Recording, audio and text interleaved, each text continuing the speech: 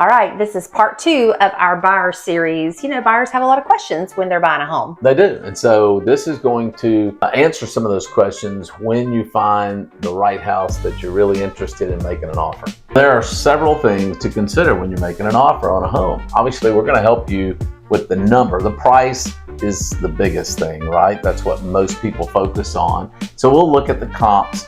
We'll come up with kind of what's sold in that area based on the condition of that home. And so we can come in with a strong offer and know that you're going to win that house. Because if you fall in love with it, the main thing we want to do is make sure that you can secure that house, but that you don't overpay and you don't miss out on some things that we know are there, right? Correct.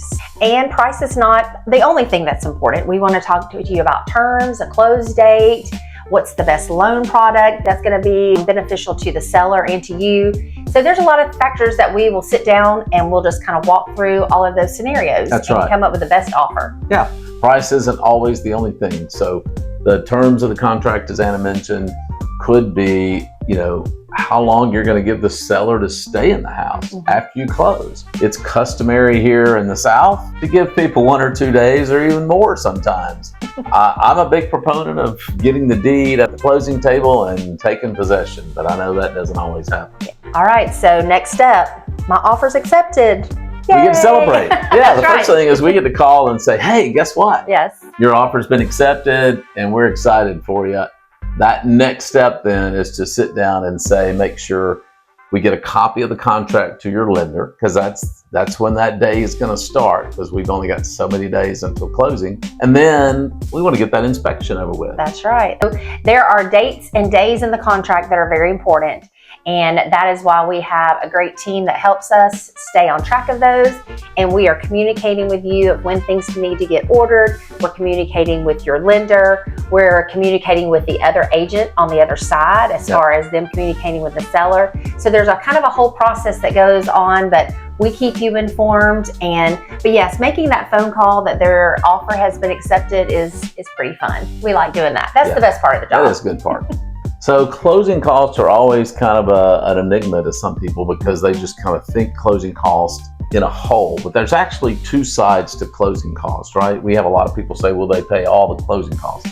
Well, all the closing costs include both buyer's cost and seller's costs. And so we have to divide those out. Closing costs will include primarily your loan cost. And that's also including some what we call prepaid items. When you close, you've got to put down a year's worth of insurance and 3 to 4 months generally of taxes, maybe even more, that go into starting your escrow account. Yes. So if you're not paying cash, generally most people have an escrow account that their lender's going to pay their insurance and their taxes. Exactly. Part of your payment. Yes, and that number will come from your lender. So that is not a number that we generate. That is a number that your lender will tell you. And then what Steve was talking about, the other side is the closing cost as far as the attorney is concerned and the title. Yes. And customary, that is split half. So it's paid half by the seller and half by the buyer if it's a loan with a lender. And some of your buyer, if you're a buyer, there's some other closing costs you have to consider. And that is, if you're going to have a termite inspection, most of the inspections are going to be a buyer cost. If there's a septic tank, you have to have septic tank inspection or a survey if you want that. Most of the time they're not required, but we highly recommend having those done. Yes. Those are all costs that generally are included in that closing cost and are paid at closing. Some of the inspections will need to be paid out of pocket before closing.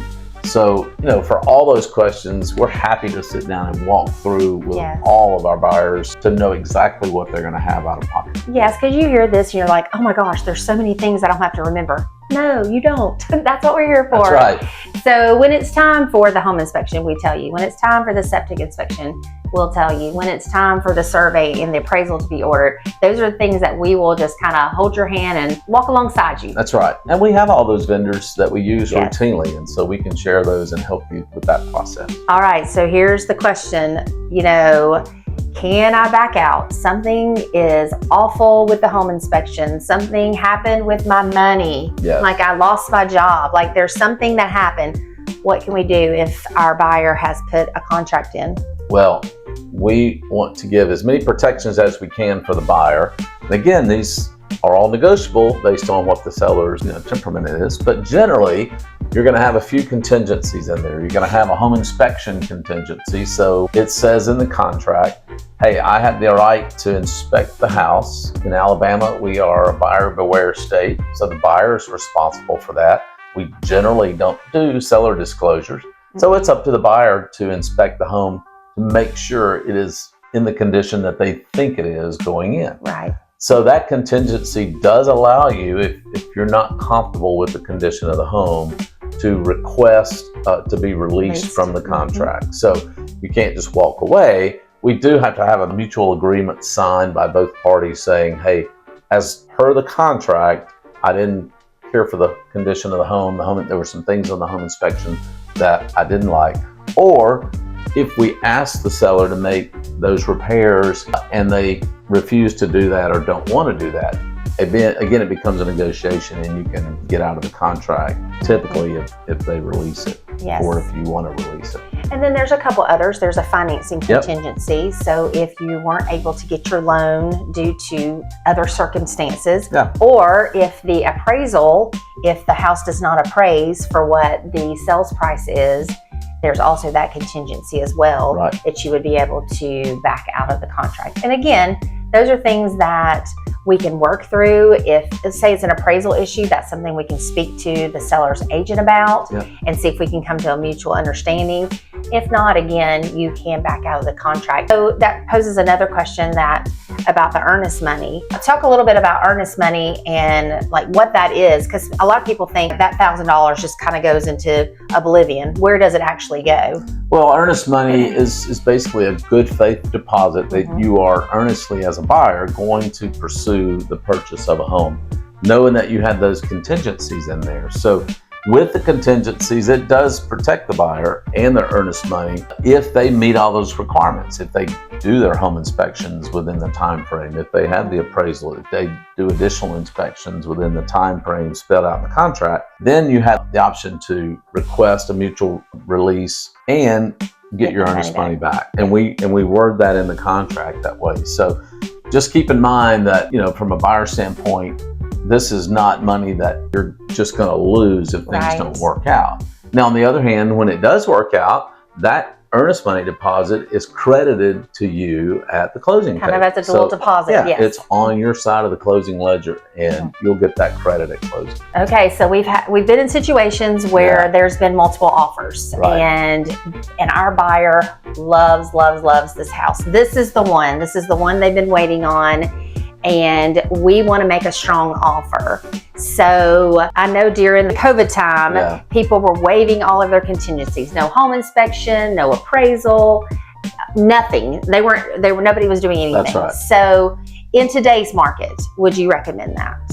I didn't recommend it in that market even, especially with home inspections, because there are just so many things that can go wrong with a house. And we talk through a lot of that. Now, we're not home inspectors, but we can walk through a house and notice things that are probably going to require some attention because we've done this so long. And, we want to have that discussion going into it. But it is really the buyer's decision, knowing what the risks are. And it's like, even if you have a home inspection, you can still decide to move ahead, whether you want to have anything repaired or not. It's just a good idea to have knowledge of the condition of the home, because there's so many things that we can't see when you're just doing a general walkthrough.